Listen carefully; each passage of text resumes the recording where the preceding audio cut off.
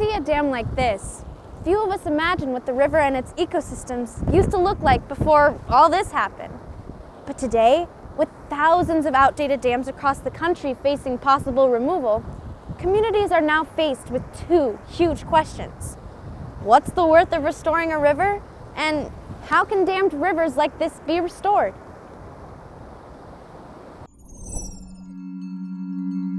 Critical questions.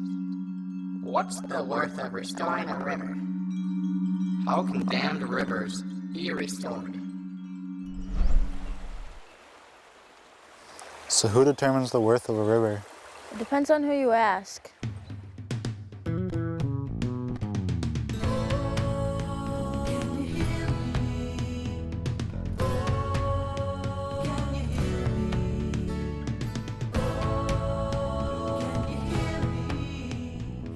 Depending on your perspective. You'll get 10 different answers. What entity, what source, what person, what divine spirit? Depends on who you talk to. I think people collectively have to make that decision. If you're asking a question to a human being, the worth of a river is whatever relationship you have to it.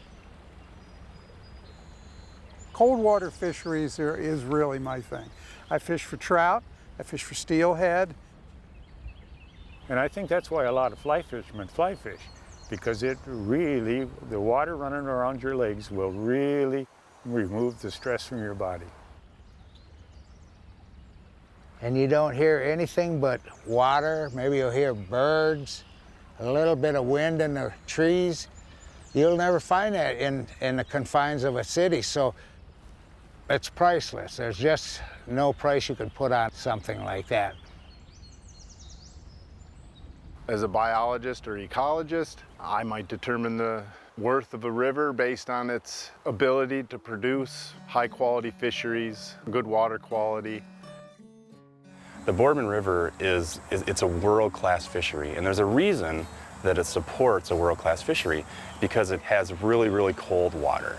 And cold water streams are relatively rare throughout Michigan.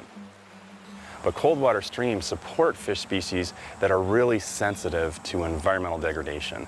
Think species like trout and grayling and sculpin and things like that. The ecologist looks at a river and sees all the connections to everything as we move up and away from the river in the riparian corridor. It absolutely is hundreds of micro ecosystems connected together. You would have to convince me that a river was not a living thing, and I don't think you could do that.